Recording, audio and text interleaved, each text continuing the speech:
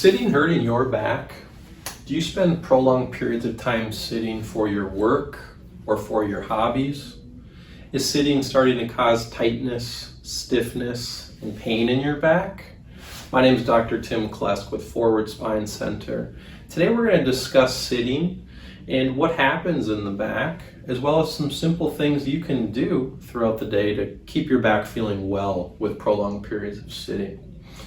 What happens when we sit for a prolonged period of time is we put a lot of compression onto our back, mostly in the disc structures or the shock absorbers of the spine.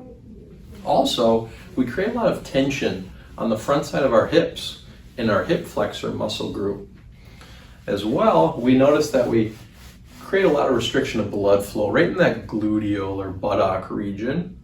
And also, if we're sitting for prolonged periods of time, we get a lot of fatigue, get into some lazy posture, and we can start to cause some stretching of the ligaments of the back. All of those things can manifest symptoms and promote pain with sitting. So let's talk about some really simple ways that you can reduce that pain and feel good with prolonged periods of sitting. Number one is probably the easiest, and that's getting up and moving around. Don't get glued to your chair. The research shows us about every half an hour we want to get up and move.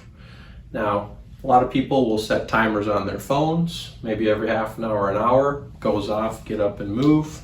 Put post-it notes around your desk, whatever resonates best with you, but just do not spend too much time glued to that chair, or there's a chance that your back might get continually bothersome. A couple other simple things you can do is invest in a good workspace. If you're working from home, really important to have a really good desk and a nice office chair with some lumbar support that's going to feed into your lower back and keep your back in a very healthy position as you do spend some time sitting.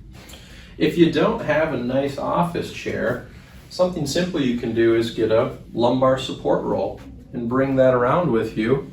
Introduce that to any chair that you're sitting in, whether you're driving, at the kitchen table, and that's also just going to put your back in that comfortable position so it doesn't get irritated over time. Another really nice tool is a sit-stand desk.